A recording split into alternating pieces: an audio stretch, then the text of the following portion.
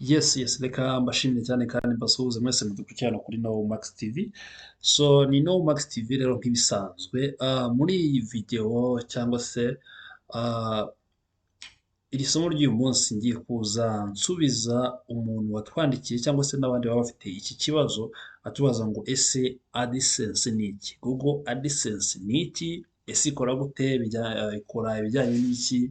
Ni gute abantu bashobora kuyikoreraho amafaranga online cyangwa se kuri telefoni zabo? So ni ikintu rero kirambuye tugiye kuza tuvuga uyu munsi muri iyi video kugira ngo aha nawe watwandikiye nizera yuko ushobora kubasha kuza gusubizwa muri iyi video ndetse ukabasha no kumenya ko ah, Google AdSense ihari, mu by'ukuri irahari kandi irakora ndetse n'abantu babasha kuyikoreraho amafaranga mu buryo butandukanye, bakoresheje ndetse uburyo butandukanye tugiye kuba tuvugaho muri iyi video. Reka nkubwire ngo utakora subscribe hano kuri Novox TV, ukora subscribe kano kanya, ukore like kuri iyi video ndetse ukore share kugira ngo ibashe kugera ku bantu benshi ndetse ukaniyongera ku ruhande kugira ngo ubashe kumenyeshwa niba hari video yasohotse umunsi ku munsi hano kuri No Max TV. So tudatinze reka dutangire. Ubundi rero iyo tuvuze Google AdSense, urugero ushobora kujya muri telefone yawe ukandikamo Google AdSense wabibona, cyangwa se niba utabyandikamo n'ibintu Google AdSense.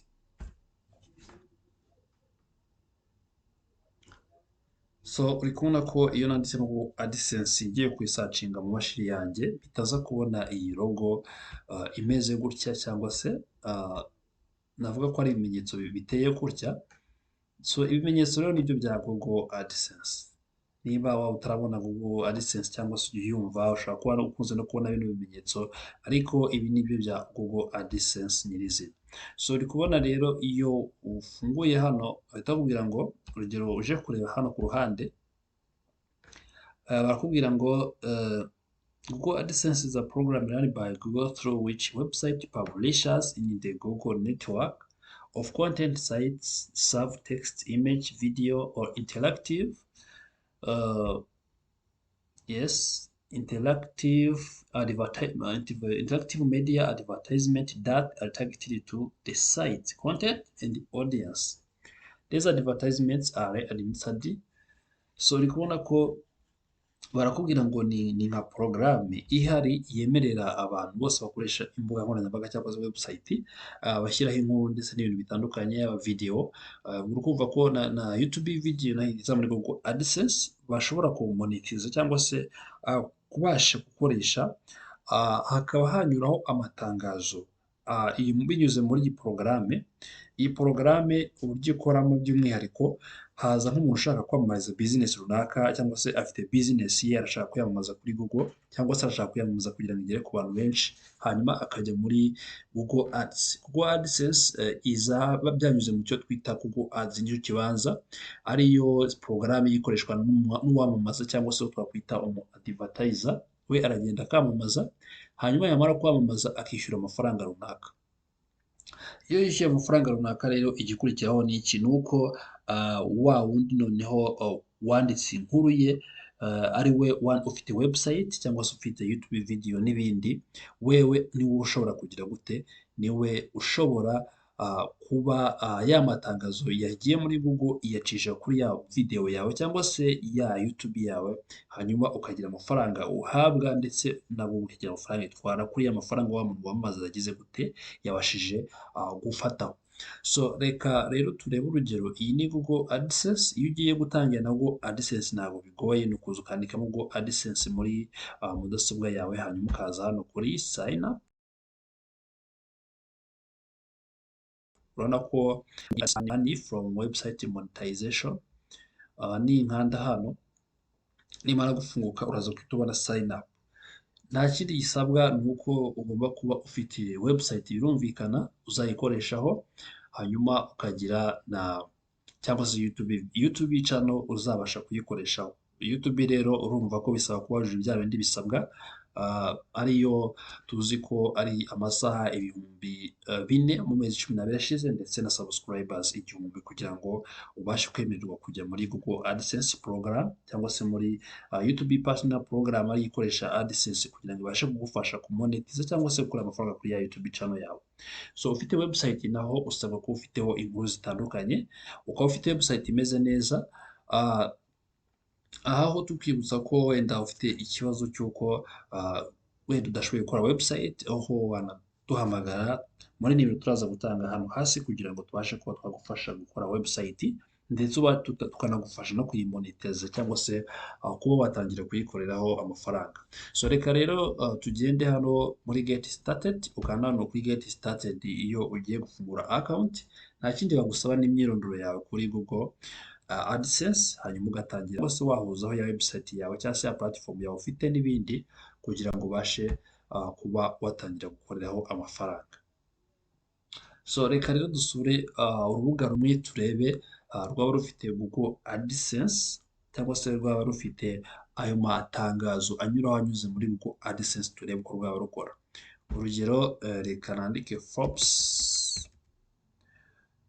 Forbes.com, wenda kuri uru rubuga searching urubuga turebe ko rwaba rufite amatangazo. So urabona ko searching Forbes.com ni urubuga rufiteho amakuru atandukanye, urabona buri saha rupostinga mu buryo butandukanye. Hanyuma reka turebe ko rwaba rufiteho amatangazo abasha kunyura kuri iyi platform ya Google AdSense. So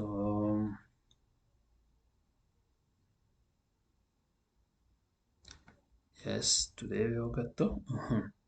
So uri kubona ko nk'iyi nta matangazo ari kugaragaraho ubu ngubu, ariko dushobora guhindura tukareba. Yes, nk'iri ni itangazo. Uri kubona hano ushyizeho ngo powered by Google, uhita ubona ko ari itangazo. Kano kantu kari ku ruhande. Yes, ndabona yajeho sometimes cyangwa se rimwe na rimwe hari igihe bisaba gutegereza kugira ngo amatangazo abashe kuzaho. Aha none riba nka hano hari kuzaho start earning with AdSense. Nk'iri ngona ko ari itangazo bashyizeho kandi ni itangazo rya Google. Iyo nkaze hano ubona ko bahita muri Ads by Google, Ads by Google cyangwa se nka hano hose ubona ko Ads by Google. Icyo bivuze ni uko aya matangazo ari hano, iyi nayo ni Ads by Google, hanyuma iyi nayo ni Ads by Google. Aya ni amatangazo ushobora kubona kuri website zitandukanye. Icyo bivuze ni uko umuntu niba aje akakwereka ko itangazo riri aha ngaha, naza agakandaho wowe nurikandaho uri gusura iyi website, n'urugero wa muntu nyiri website yazabasha kugira amafaranga yinjiza runaka bitewe n'ayo wa wundi wamamaza yishyuye cyangwa se na percentage kuko yatwaye, kuko niba yagufashije kuguha nk'ikibanza cyangwa se ahantu ubasha gushyira ya website yawe cyangwa se ya Google cyangwa se ya website yawe, ndetse ikaba yanaguhuje n'umuntu ugiye kugira gute, wa muntu ugiye kuguha amatangazo. Uri kumva ko ni nk'uko Google ifata ikaguhuza n'umukiriya. Nimba umukiriya aje kwamamaza agashaka Google, hanyuma Google ikamamaza kuri content cyangwa se ku nkuru zawe, urumva Google niba iguhuje n'umukiriya. Muri make rero haba kuri video, YouTube video, haba hehe kuri application zitandukanye abantu bakora application, haba kuri website, ni uko nguko Google AdSense ikora. Ukora sign up cyangwa se ufungura account, hanyuma ugashyiraho ya website yawe waba ufite, then ugatangira kuba wakora amafaranga mu gihe wujuje ibisabwa. Ndagushimiye cyane rero, niba wafite ikibazo cyangwa se n'indi mbogamizi wabasha kutwandikira hasi muri comment tukabasha gusubiza, kandi nizere ko nawe wajije kino kibazo ubashije gusobanukirwa neza uburyo Google AdSense ikora. Mwibutsa ko niba ukeneye website ushobora gukoresha kuri Google AdSense ndetse n'ibindi bisobanuro, watwandikira cyangwa se ukaduhamagara kuri iyo nimero yo hasi kugira ngo tubashe kuba twagufasha gukora website ndetse no kuba twagufasha kuba watangira nawe kuba ufite Google AdSense cyangwa ikinyamakuru ndetse n'ibindi bitandukanye.